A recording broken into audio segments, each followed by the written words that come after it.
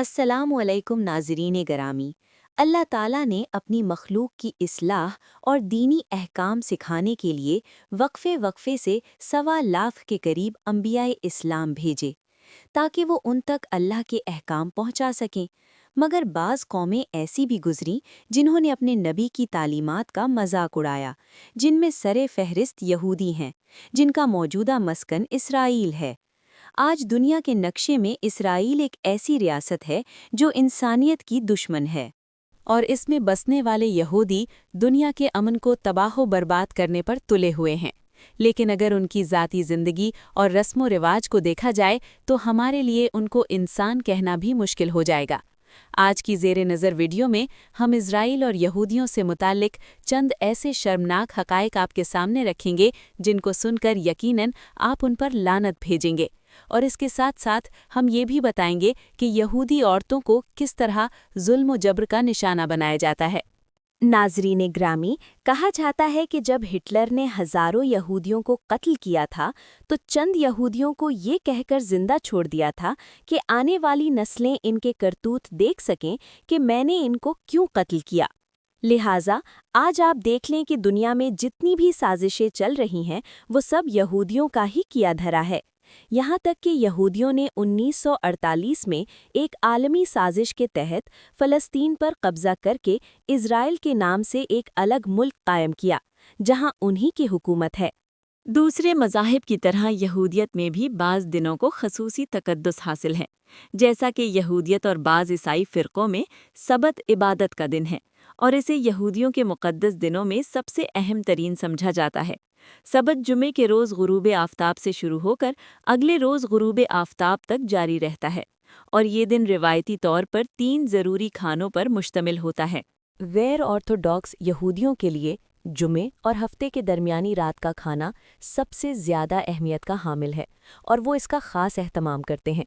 इस खाने का आगाज़ चाला रोटी से होता है जो बरकत के तौर पर खाई जाती है, जबकि सब्त को अमन और पाकीज़गी का दिन समझा जाता है। इस रोज़ रिवायती तौर पर अच्छे कपड़े पहनने को अहमियत दी जाती है और बाज़ लोग पाकीज़गी की अलामत के तौर पर सफ़ेद कपड़े पहनते हैं। और जुमे की रात को घर में मोमबत्तियों को रोशन किया जाता है और सुबह सवेरे इबादत गाहों का रुख किया जाता है, जहां इस दिन की मुनासबत से खुसूसी इबादात की जाती हैं। इसके साथ साथ सख्त नज़रियात के हामिल यहूदी इस रोज़ तंबाकू नोशी, आतिशबाजी, मेहनत मजदूरी और गाड़ियों में सफ़र करने से मना करते हैं। दोस्तों, अगर मज़हब यहूदियत में शादी की बात की जाए तो यहूदियों में शादी का तरीका बहुत सादा और दिलचस्प है, जिसमें मंगनी का ऐलान शादी से पहले कर दिया जाता है। इनके नज़दीक शादी के दिन रोज़ा रखने को मुस्तहसन समझा जाता है, जबकि शादी की रस्म सापहर को मजलिस में अदा की जाती है, जिसमें कम से कम 10 बालिगों की मौजूदगी ज़रूरी समझी जाती है।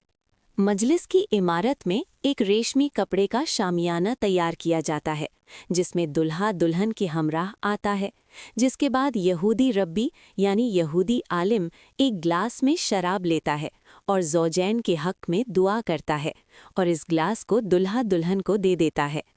ये लोग शराब चखते हैं और बाज़ औक़ात दुल्हा और दुल्हन ये शराब पी जाते हैं और अगर दुल्हा और दुल्हन की झूठी शराब बच जाए तो यहूदी अक़ीदे के मुताबिक ये झूठी शराब उनको पिलाई जाती है जो या तो शादी करने से डरते हैं या वो नामर्दी की वजह से शादी से दूर भागते हैं।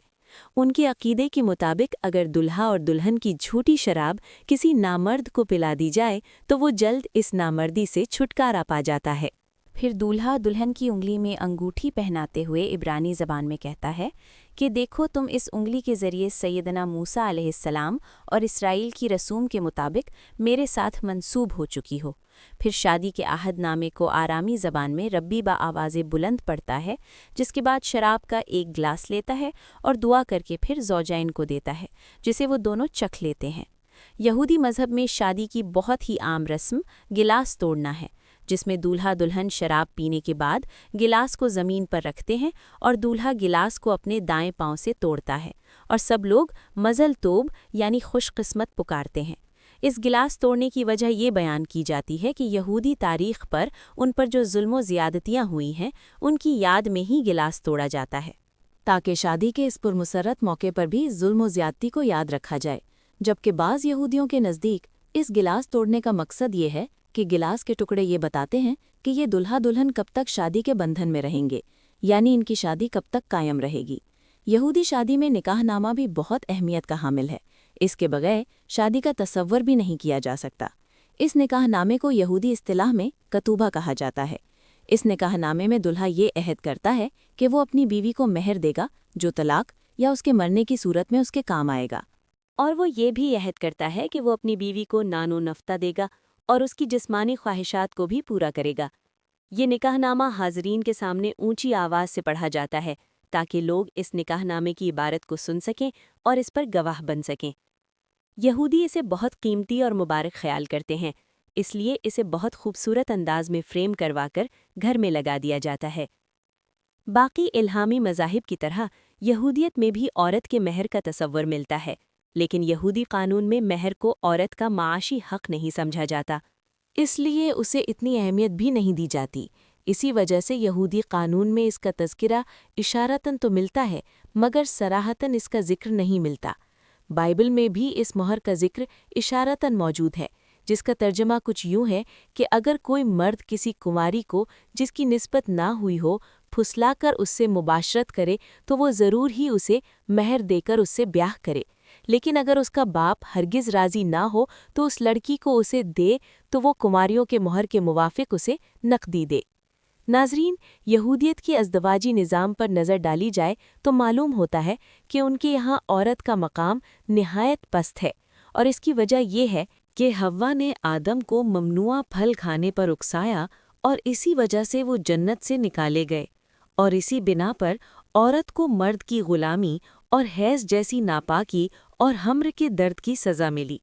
इसके अलावा यहूदियत में औरत की शादी खावंद की खिदमत और औलाद पैदा करने के लिए है, और अगर किसी के यहाँ कई साल तक औलाद ना हो तो वो बिला झिझक दूसरी शादी कर सकता है, और इस काम के लिए उसे अपनी बीवी से कुछ कहने सुनने की ज़रूरत नहीं है। इसी तरह निकाह की कानून की तरह तलाक का कानून भी यहूदी रिवायात में औरत की मज़लूमियत की दास्तान सुनाता है, यहाँ तक कि यहूदी मर्द जब चाहे छोटी सी लग़ज़िश पर तलाक दे देते हैं, और उनके मुताबिक उनको ये हक़ मज़हब ने दिया था।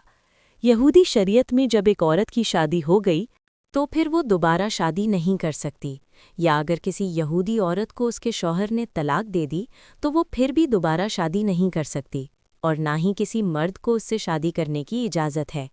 अगर किसी औरत का शौहर मर जाए तो उसके लिए यहूदी कानून में हुक्म व रिवाज था कि वो अपने शौहर के भाई से शादी करे, और इस शादी से होने वाला पहला बच्चा भी उसका नहीं बल्कि उसके मरहूम भाई का शुमार होता था।